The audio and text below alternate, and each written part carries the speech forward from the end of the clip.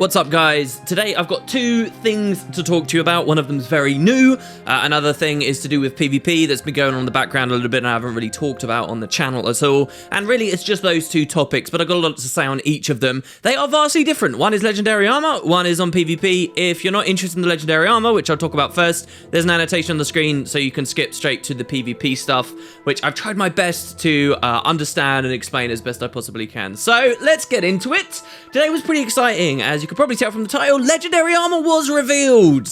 So, those out of the loop, what exactly is going on here? Well, way back at the release of Heart of Thorns, they sold the expansion to us, based not only on a new set of legendary weapons, which we had the on and then the off and then the on again with, but also Legendary Armour. There's still quite a few people that are salty it's taken this long for Legendary Armour to come out. And at this rate, who knows whether it will even be this year still, which is crazy to think of.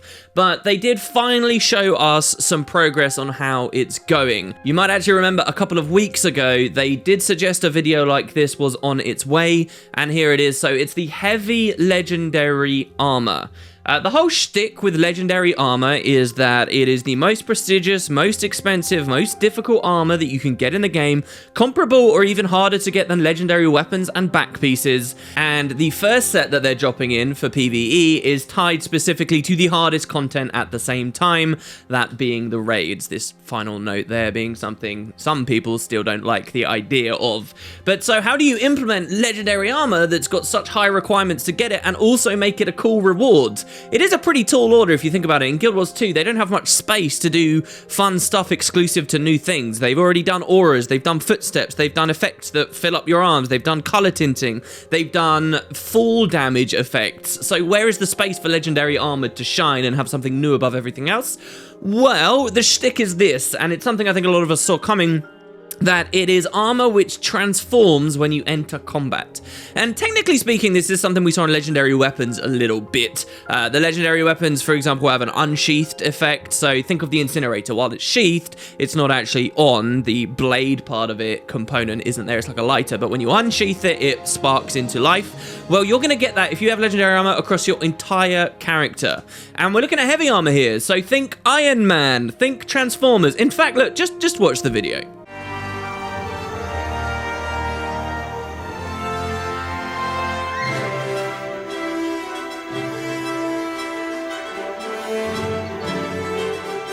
So there you go, that's the trailer that they've given us for the new Legendary Armour. It was pretty bad timing, in my opinion. A lot of people are still kind of hating on the Halloween patch, and rightly so for many of the discussions around it. So you've got a bit of salt going on there. There's also the fact, really, that no matter when they'd revealed this Legendary Armour, you were either going to stylistically agree with what they were doing, or you weren't. And this is something I guess the devs just can't get around. That's why it's important it has this added gimmick to it, right? It's the same with the legendary weapons. Maybe you don't really like the way that the incinerator looks, but it's got the cool footsteps. It's got that extra gimmick, and so then you go for it anyway. There's obviously that very sad idea that they design a type of armor here that you so heavily stylistically disagree with, you will never go for it, but it's based purely on style. So they've got to kind of try and avoid that somehow. Reception to how it specifically looks does seem to be pretty good so far, though one of my favorite comments in the YouTube video of it, with amongst all the shit posting, was somebody saying that it looks like porcupine armor. It's very funny to me because it reminds me of back in Guild Wars 1 when I was a silly young teenager playing factions, and I had a love for a certain set of golden assassin armor. You guys remember this stuff here? It had like a ridiculous amount of spikes on it and looked absurd, but I loved this stuff, and I thought everyone else was insane for hating on it. So many people hated on this armor, but this was the first prestige armor I really went for on my assassin. I thought it was 50 times better than anything else that they'd ever made. But this armor here back in GW1 had the nickname of porcupine armor. And so I find it kind of funny to see in Guild Wars 2 we're having the legendary armor be the new porcupine armor. It's going to appeal to some people, it's not going to appeal to others. One thing I am genuinely sad about with this heavy, right, is that they never showed us some variations of it on Asura and Char specifically, but I mean, hell, all 5 races would have been nice. Like, the legendary armor's taken them a long time to develop, and I was thinking that somehow maybe it was taking so long because it's cultural or something. Like, each race would have this legendary armor that would look pretty much similar, but it would have a little bit of that racist flavor in there each time, and it would really look different depending on the race that you were playing it on. But the blog just suggests that it's taken them a long time because they were iterating a lot. Now, I don't deny that, again, it's probably been quite hard to figure out where the space for legendary armor is visually, but man, that disappoints me. There is the nightmare scenario right now that when we wear this on a char, they haven't done the due diligence. All these spikes that come out when you go in combat, clip and impale your own character's body. Oh god, it could be a nightmare waiting to happen. Why couldn't they just show us it on some of the other races? Maybe it's just not done there, but then that suggests we have even longer to wait, and that doesn't make me feel particularly happy either. The other thing I think that was a bit weird with the trailer was we didn't see dyes. We didn't see how many dye channels there would be. We didn't see how many different variations of this there could be. I mean, if I was in charge of producing that video to show the legendary armor to everyone, I would have had multiple dye configurations. We've seen this as a problem with ArenaNet before with certain outfits and armors that have gone in the game. They'll do their promotional material for it, and the default dyes or whatever just looks obnoxious or really bad. And as we all know, dyeing adds so much customization in Guild Wars 2. There's usually a really slick, awesome look you can get for pretty much any armor in the game as long as it's dyed properly. And how varied this stuff looks based on dye is really important. And yet the trailer didn't take advantage of showing that either. So I really think those variations needed to be in there. But hey, hopefully, fingers crossed, everything will work out perfectly, guys. It'll be amazing. Maybe I should just get ready to run around with a juggernaut or something and make it all chromatic. So the other thing to think about, of course, is the medium and the light. So they were consistent with their previous comments about this, right? The heavy is the furthest along. The heavy was the earliest they wanted to show us. The heavy is the one that they're initially excited about.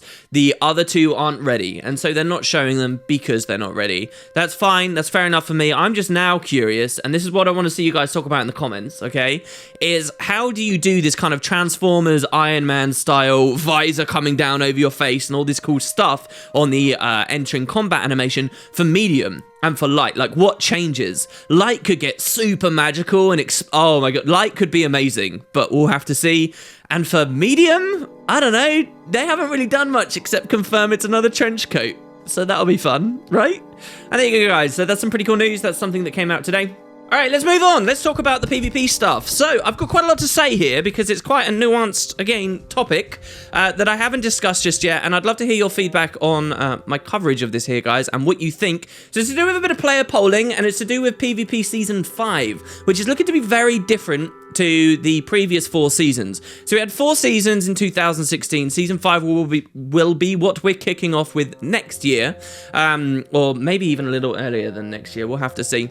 But there are lots of changes coming, like lots of changes, and they specifically did a bit of community polling, just like we've seen on the World vs. World side, to let players vote on a weird decision. I would like to describe to you guys why the community has voted the way that it has, and what it all means. So first you need to understand that yes, they're looking to change things up a lot. We've heard talk of a leaderboard as far as I'm aware. We've heard that the devs really aren't happy with the low skill levels that are being exhibited in legendary players at the moment, and their attempts to have this division system and climbing through the divisions in this year hasn't been quite up to snuff. They don't think that people are being placed properly. So they're going for a lot of changes, but before they can really even start to think about that, there's a more fundamental issue that has to be addressed, and that is the kind of groups that are hitting the queues. So basically, what has been voted on a poll is that for Season 5, we are only able to queue in as a solo queuer or a duo queuer. 1 or 2 players, that is it. You cannot queue in with 3 people, 4 people, or 5 people. The entire season will run like that for ranked, and then they're going to assess what they do in the future. So at first, that might seem really crazy. It might be like, well, why would you do that? You're just cutting away people's ability to be competitive. How has this ended up with an almost 80%, I believe, vote in favor of it? So let's break it down, all right? So the current iteration of ranked arenas, if you're totally out of the loop, is that it's a dynamic queue where solo queuers, if you go in alone, are having the potential to be dumped in with 5-man pre-mades, where 5 dudes are all on TeamSpeak, they've all got builds that complement one another, they've all practiced rotations together, they all tell each other exactly what's happening, and obviously, if there are just 5 dudes sitting on their own going up against the 5-man pre-made, the pre-made's going to farm the hell out of them, in theory, and win every time in a totally unfair way. Now, there is absolutely the potential for that to happen. I personally, if you guys don't know, have had Ruby on Season 1 and then 3 Legends in a row as I started PvPing a bit more this year. So I've done a lot of ranked. I don't give you those division placements of mine to suggest that I'm very good at the game. I just do it to demonstrate that I've played a lot of games in 2016. I've played a lot of ranked. I've experienced the divisions. And I'm telling you, through that playtime, that in truth, this scenario I've just given you wasn't that common. It wasn't that common to lose to pre-made storming you for 90% of your climb. It wasn't even that common to find a pre-made in the first place. It seems most of the community are solo queuers just like I am, let alone finding a pre-made that's good enough to actually beat you. A lot of the time you'd go up against these pre-mades and they're not even very good.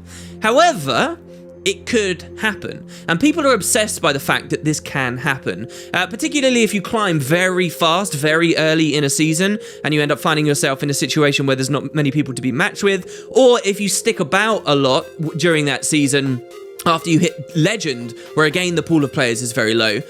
This could start happening to you a lot more. And when it does happen, and it does sometimes, it never feels fair or balanced. And irrespective of the frequency of it, the existence of this potential is that for a huge chunk of the community, they stop caring about climbing altogether because they see the potential for roadblocks as they climb that are totally out of their control. Worse, and perhaps more importantly, I think a lot of us can suck up the idea that, oh, we might have a crappy roll every now and then. Even worse, you've got this feeling that Legend doesn't mean anything, that climbing altogether is pointless, because, hey, a lot of the people that have it just farmed their way there. They just farmed solo queuers because they had the advantage of being in TeamSpeak, which is such a massive, massive advantage.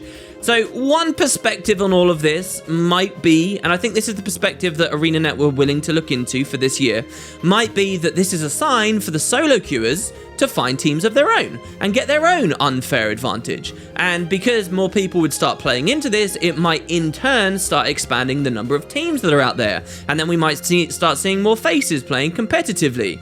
And that's a nice idea, and that's a reasonable perspective in my opinion, but clearly for 4 seasons, that's not been enough. We haven't seen that happen. Still 90% of people are solo queuers. Sometimes you know you just don't mesh well with others. Sometimes you're a bit too antisocial. Sometimes you don't have the time to pursue a real pre-made. Sometimes you're too low division and no one will take you. Sometimes you can't enter random TeamSpeaks because people will be weird about the fact that you're WoodenPotatoes. Sometimes you just want a solo queue, right? And I think that's true for most of us, including me.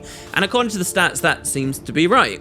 So there's also, by the way, Stronghold to consider, and this is important. I don't think this enters the discussion very much, where there are much more real problems with people grinding and farming their way to Legend, as far as I understand. The game type hasn't had the updates it needs to really shine. It's a very exploitable game type, where if you know exactly the kind of mechanics you want to play into, you can seriously win very easily. The number of people queuing in it is very low, so if you get 4 of your buddies, you can kind of exploit the hell out of Stronghold, its mechanics, and genuinely farm to Legend quite easily. Apparently, it's even a pretty good gold farm if you can tolerate the long queue times towards the end. So anyway, the point here, the important point of all of this, is that when you can't say Legend is prestigious, because even sort of crappy players can just prey on solo queuers and farm their way up, people won't be competitive. People won't take it seriously, and it does a lot of damage. So, what do you do about that? Well, the first and most obvious answer you've probably all been screaming at your screens is to split the queues. Add a 5-man queue and add a separate solo duo queue. 1 for each, and then that way everybody has their own little designated area. The problem for Guild Wars 2, though, is player population and the reward for that 5-man queue. See, since the 5-man queue presumably won't have any exclusive reward or perk for engaging with it that is actually enticing enough, there will be barely anyone there. What you're going to have is established teams going in who very quickly get bored because they get matched against the same group like 100 times, or new teams that go in and they get their face smashed in by people who've been playing together in Super Pugs for like 4 years plus before they get any meaningful practice whatsoever. It's probably not going to do anything for the competitive scene, and people will end up abandoning that ranked queue. It will be just like it was, say, during the first Winter's Day after Guild Wars 2 released, and essentially no one's around. Okay, so instead, because we don't really have the population for that dedicated 5-man ranked queue at the moment, they're going to try something that looks sort of weird at first. They're going to just take regular ranked and limit it purely to solo or duo. That's it. Now, this looks weird because it seems to cut the potential for 5-man teams to do anything together, but it's not as bad as it looks, and let me explain the logic. And this is why everybody's voted for it, as far as I understand. First, climbing the divisions now will become more competitive. People don't get driven away by the potential of a sudden unfair matchup. People don't feel like other teams have only got really high prestige, shall we say, because they had an easier time of it because they pre-made it in while everyone else is trying to do solo queue. So all of a sudden, the integrity of the entire system is much stronger. And upon that, ArenaNet can build some of these other changes they've alluded to, as I started talking about much earlier on in this section of the video. Second, you have to understand that because people can duo, it's not just solo queue only, you can duo. And that means duoing in Season 5 is going to be something people try to do. Being a good duo, having the coordination, the communication with at least one other guy with a complementary build is a very powerful thing. It allows you to carry hard. You can make magic happen.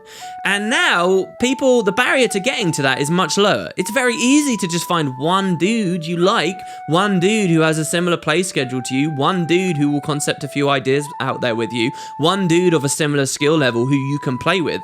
And so the idea is that maybe in Season 5, you'll actually see a lot of the people like me who have only ever solo queued, I'll actually play with a buddy of mine. Or maybe a different buddy of mine, or maybe a different buddy of mine. And you'll see all of these little duos, these little small friendships popping up all over the place. And you'll see these connections start to form. And all of a sudden, you just combine 2 duos together and you almost have a full pre-made.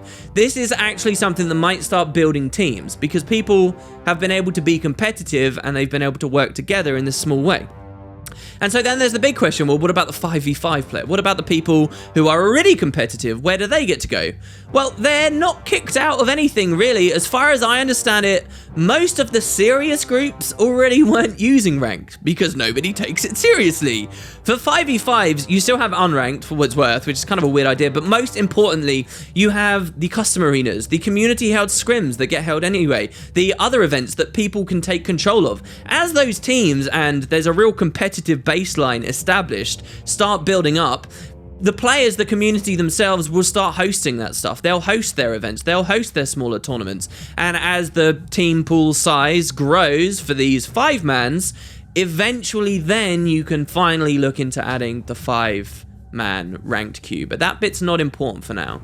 So, as far as I understand, that's the whole story. That's why everybody really likes the idea of the solo duo. I like the idea of the solo duo because I'm in like the 90% of people that only have solo queued.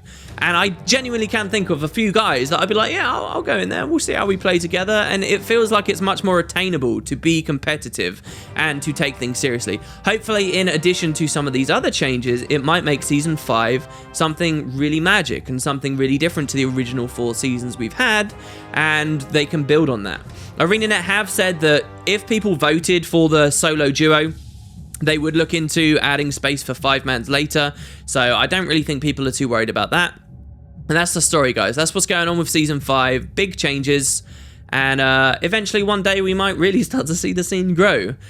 So yeah, I've played a lot of PvP this year. That's my interpretation of how I feel about it and how other people have felt about it. But I'd love to hear from you guys what your thoughts are, even if you don't really PvP too much, because at the end of the day, it is about getting new blood in there too, and we'll see whether we covered that well enough. There you go, guys. That's it, really. I know we didn't cover many topics. I know a lot of you aren't even really into PvP, but I am, so I wanted to talk about it. And there you go. So that's today's video. Thank you very much for watching. Hope you enjoyed. I'll see you in the comments, and I'll be back for another video very soon. Catch you later, guys.